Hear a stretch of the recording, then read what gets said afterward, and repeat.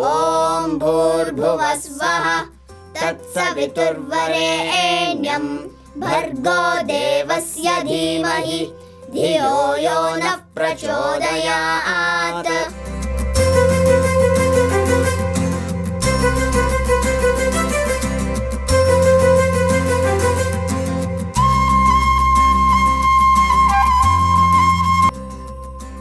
నమస్తే.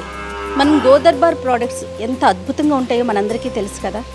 అయితే వాటిని ఎలా తయారు చేస్తారు, ఎంత స్వచ్ఛమైన ఆవు పేడతో తయారు చేస్తున్నారని చూపించే ప్రయత్నమే చేస్తున్నానండి. నేను ఇప్పుడు ఇక్కడ గోశాలలో ఉన్నాను. ఇక్కడ పొద్దున్నుంచి ఉదయం నుంచి కూడా వాటి కార్యక్రమాలన్నీ కూడా గోవులకు చేసే కార్యక్రమాలన్నీ కూడా మొదలైపోయినాయి. ఉదయాన్నే గోవులన్నింటినీ కూడా శుభ్రం చేసి తరువాత వాటికి దానా వేసి వాటి నుంచి పాలని కలెక్ట్ చేసి ఆ తర్వాత ఇదిగోండి గోవు పేడని మొత్తాన్ని కూడా కలెక్ట్ చేసి తీసుకువెళ్ళి దాన్ని పిడకల రూపంలో వేసి తర్వాత వాటిని ఎండబెట్టి దాన్ని ప్రధానంగా గోదర్బార్లో వాడే ముడి సరుకు కింద ఉపయోగిస్తున్నారండి. అన్నీ కూడా దేశీవాళీ గోవులే ఉన్నాయి. ఎంత ఎంత అంటే ఎంత అందంగా అంటే గోమాతలను చూస్తున్నంటే ఆ ఆనందం మనం మాటల్లో చెప్పలేకపోతాం. చాలా అద్భుతంగా ఉందండి. ఇక్కడ చాలా గోవులు ఉన్నాయి. అలాగే చిన్ని లేగ దూడలు అండ్ పెయ్యలు అంటారు, ఇవన్నీ కూడా చాలా బాగున్నాయండి. అయితే ఎంత చక్కగా ఎంత శుభ్రంగా మెయింటైన్ చేస్తున్నారంటే, ఇంత పెద్ద గోశాలని మెయింటైన్ చేయటం అంటే సామాన్యమైన విషయం కాదు. చాలామంది స్వచ్ఛందంగా కూడా సేవ చేస్తున్న వాళ్ళు కూడా మనకి ఇక్కడ కనిపిస్తూ ఉన్నారు. అయితే నెక్స్ట్ ప్రాసెస్ ఏంటి అంటే, ప్రధానంగా రా మెటీరియల్ ఎక్కడి నుంచి వస్తుంది గోదర్బార్ అనే ప్రోడక్ట్స్కి నేను చూపిస్తున్నానండి. నెక్స్ట్ ప్రాసెస్ ఏంటో కూడా మీకు చూపిస్తాను, రండి.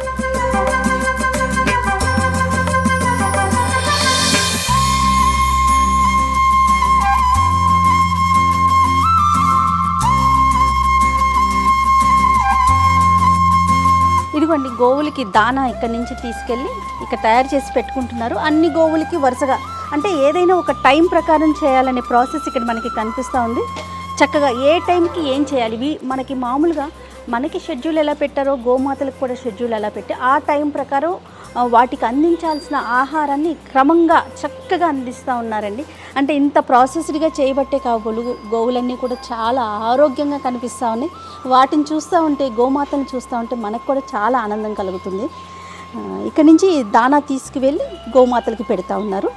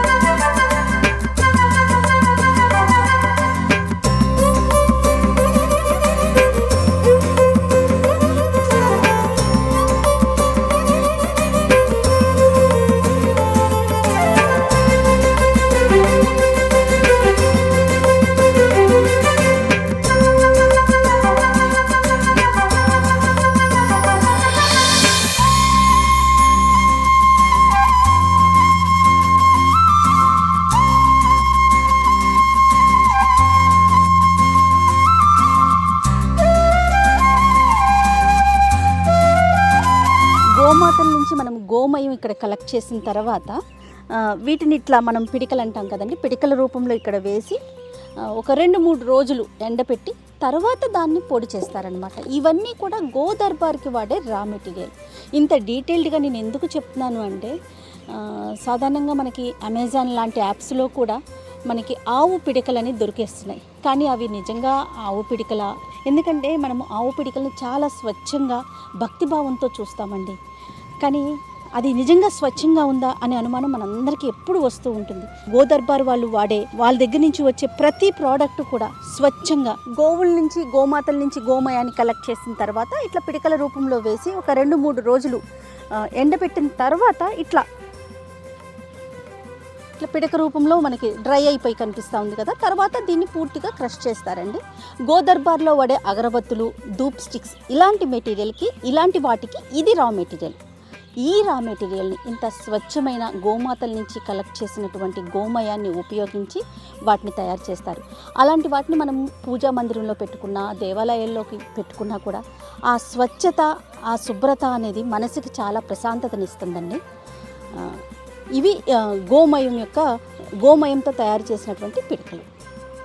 సో ఈ పిడకలన్నింటినీ కూడా ఇక్కడ డ్రై అయిపోయిన తర్వాత మొత్తాన్ని కలెక్ట్ చేసి అక్కడ మిషన్ ఉందండి, మీకు అది కూడా నేను చూపిస్తాను. ఆ మిషన్లో వేసి క్రష్ చేస్తారు. ఆ వచ్చిన పౌడర్తో గోదర్బార్లో వాడేటువంటి ధూప్ స్టిక్స్కి అలానే అగరబత్తులకి ఉపయోగిస్తారు. రండి అక్కడికి కూడా వెళ్ళిపోదాం.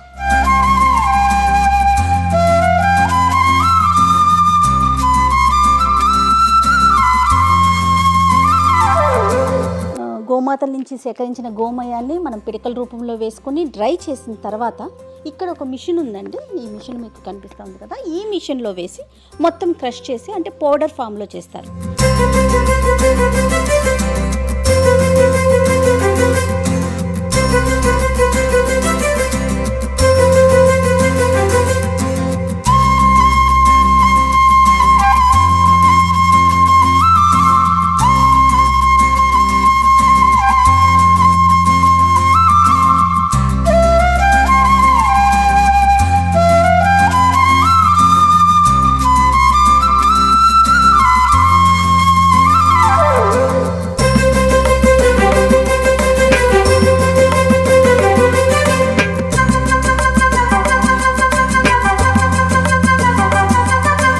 గోదర్బార్లో వాడే అగరబత్తులకి ధూప్ స్టిక్స్కి ఈ రా మెటీరియల్ని ఇంత స్వచ్ఛమైన దేశీవాలి గోవుల నుంచి వచ్చిన గోమయంతో తయారు చేసిన రా మెటీరియల్ని గోదర్బార్లో వాడే ప్రోడక్ట్స్కి ఉపయోగిస్తారు.